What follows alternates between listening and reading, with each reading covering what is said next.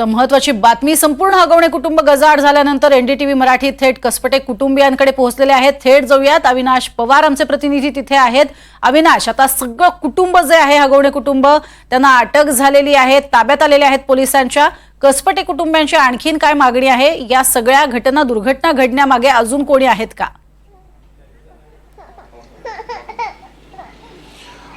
निश्चितच प्रज्ञा, या संदर्भात आपण आता पाहतोय की ज्या पद्धतीने आता त्यांना अटक झालेली, म्हणजे राजेंद्र हगवणे आणि त्यांच्या मुलाला अटक झालेली आहे, आणि यानंतर आता कशा पद्धतीने ह्या सगळा घटनाक्रम आहे तो समोर येतोय। विशेषतः याच्यामध्ये निलेश चव्हाण याचं नाव सातत्याने समोर येते, कारण त्याने धमकावलं, त्याच्यानंतर बाळाला फोर्सफुली त्याच्याकडे ठेवलं, आणि एकूणच या सगळ्या प्रकारामध्ये जे बंदूक त्याच्याकडे आहे त्या संदर्भात देखील वारंवार प्रश्न उभारला जातोय।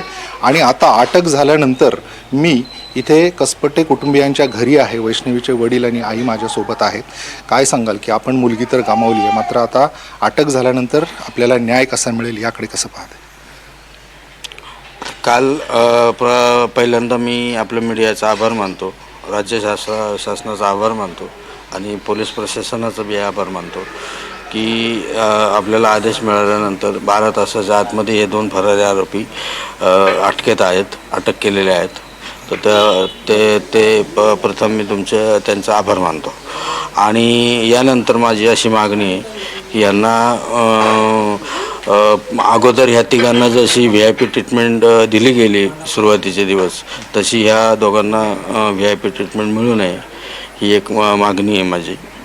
नाही, मुळात आता VIP ट्रीटमेंट त्यांना मिळते असं तुम्ही मागे पण म्हटलं होतं, त्याच्यानंतर त्याच्यावर काय कारवाई झाली? VIP ट्रीटमेंट तर मिळालेली आहे त्यांना, पण माझ्या मुलीची हत्या करून पण हे तळेगावसारख्या शहरात हॉटेलवरती मटणावरती ताव मारतात, हे असं आम्हाला समजण्यात आलेलं आहे।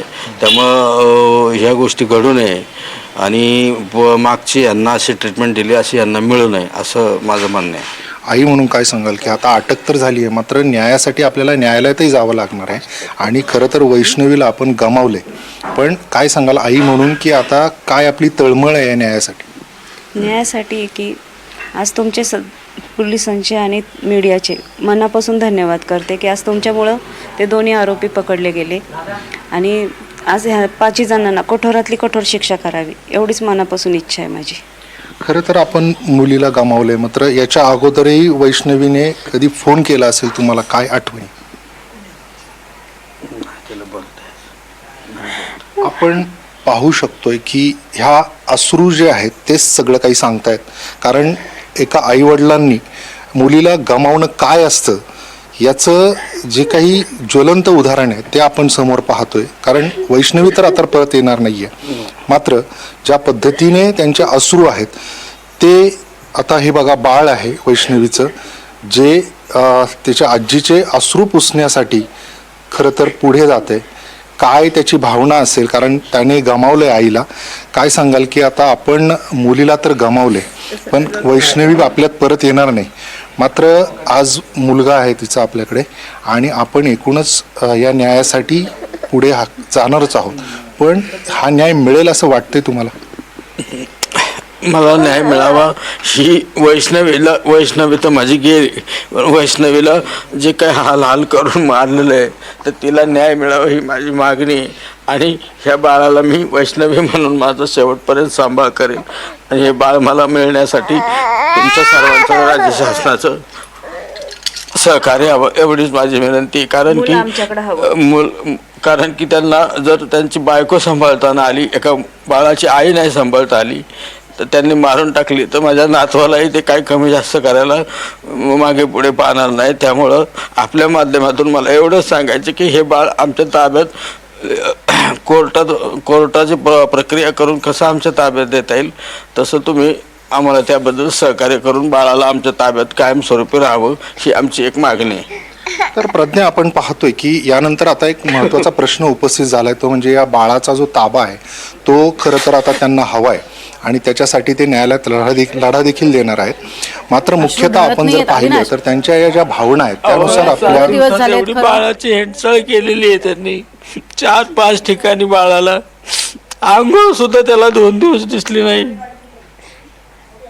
नक्कीच प्रज्ञा, ह्या ज्या भावना आहेत त्या फार तीव्र आहेत। अविनाश, जवळपास आपण बघतोय आठवडा होऊन गेलाय, मात्र अश्रू ढळत नाहीयेत आईवडिलांच्या डोळ्यातले, कारण मुलगी तर गेली पण बाळाचे हाल सुद्धा होत होते. आता सध्या एक आणखीन काही फोटो समोर येत आहेत. या सगळ्यांना जरा जास्त माहिती आहे की करिश्माचे जे फोटो आहेत त्याच्यात शरद पवार आणि सुप्रिया सुळे तसंच अजित पवारांच्या पत्नी सुनेत्रा पवार यांच्यासोबतचे सुद्धा फोटो आहेत. इतकं सगळं पवार कुटुंबियांची जवळीक असणारं हे कुटुंब होतं. त्याबद्दल थोडंसं विचाराल की ही जवळीक पवार कुटुंबियांची किती होती? आता स्वतः अजित पवार म्हणतायत की आम्ही यांना सोडणार नाही, पण खरंच त्यांना न्याय मिळण्याची जी अपेक्षा आहे तो खरंच न्याय मिळेल का? निश्चितच. काय सांगाल की आता अजित पवार ह्या कुटुंबाशी जवळ आहेत, त्यांच्यासोबतचे फोटो व्हायरल होत आहेत, एकूणच जे राजकीय वर्चस्व कुठेतरी आहे त्याच्यामुळे तुम्हाला न्याय मिळण्याची अपेक्षा कशा पद्धतीने आहे किंवा याच्यामध्ये काही हस्तक्षेप होईल असं वाटतं तुम्हाला? यात हस्तक्षेप होईल असं आम्हालाही वाटतं यात हस्तक्षेप होईल. त्यामुळे आपण कशा पद्धतीने न्यायालयामध्ये आपली बाजू मांडताना ही बाजू देखील मांडण्याची गरज तुम्हाला वाटते? हे बघा, मी जे काही पुरावे द्यायचे ते कोर्टाला सादर करणारच आहे. आणि सर्वात महत्त्वाचं म्हणजे तिचे ज्या जखमा झालेल्या आहेत, तिचे जे काही वळ किंवा आणखी काही गोष्टी आहेत, पोस्टमॉर्टमचा रिपोर्ट आहे, यानुसार आपल्याला वेगळं सांगायची काही गरज नाही आहे. त्यामुळं मला असं वाटतं की आम्हाला माझ्या मुलीला योग्य न्याय हे देईलच आणि समाज आमच्या कुटुंबाच्या सगळा मागं आहे. अशा पद्धतीने कुठेतरी त्यांना आपल्या माध्यमावर असेल, समाजावर आहे आणि न्यायालयावर विश्वास आहे. प्रज्ञा सांगशील? थोडंसं विचारायचं होतं की निलेश चव्हाणचा तर यातला रोल अशा नेमका काय पद्धतीने आहे? जर आपण त्यांच्याशी बातचीत हां बोल प्रज्ञा. नक्कीच. आता याच्यामध्ये निलेश चव्हाणने तुम्हाला जी धमकावलं किंवा त्याच्या बाबतीत सुद्धा तुम्ही पोलिसांकडे तक्रार केली आहे का? आणि निलेश चव्हाणने आपल्याला कशा कशा पद्धतीने त्रास दिलेला आहे? निलेश चव्हाणनी माझा भाऊ ज्यावेळेस बाळाला आणायला गेला त्यावेळेस माझ्या भावाला, 2 भावांना आणि विशेषतः राजेंद्र हागवणेंच्या मोठ्या भावाला, दोघांनाही तिघांनाही धमकावलं आणि कमरेचा रिव्हॉल्वरला सारखा हात घालून त्यांना धमकावण्याची भाषा केली आणि इथून हाकलून दिलं तिकडनं. आणि त्यांना म्हणले, तुम्ही कोण, तुमचा काय बाळाचा आणि तुमचा काय संबंध नाही, तुम्ही इथून निघून जा. पण त्यांचं पिस्तूल वगैरे कमरेचं पाहून आमचे लोक घाबरले आणि तिकडनं निघून गेले. पण ज्यावेळेस दुसऱ्या दिवशी आपण हे प्रकरण मीडियाद्वारे, आपल्या मीडियाद्वारे हे प्रकरण समोर आलं, त्यावेळेस तो तिथनं बाळाला घेऊन फरार झाला. कुठं गेला काय गेला, आमची लोक पण तिथं पाळत ठेवून होती, पण तो कुठं गेला काय कल्पना नाही आम्हाला लागली. बाळाला देखील तुमचं रस्त्यावर दिलं गेलं असं समजा? बाळाला बाणेरच्या हायवेवरती एक अनोळखी इसमाने आमच्या भावाच्या ताब्यात दिलं. तर असा सगळा प्रकार पाहता प्रज्ञा, निश्चितच याविषयीची जी काही तीव्रता आहे ती आपल्या लक्षात येते आणि निलेश चव्हाण जो आहे त्याच्या बाबतीत सुद्धा गुन्हा दाखल होण्याची गरज आहे. नक्कीच अविनाश, आणि तुर्तास धन्यवाद या संपूर्ण सविस्तर बातचीतीसाठी.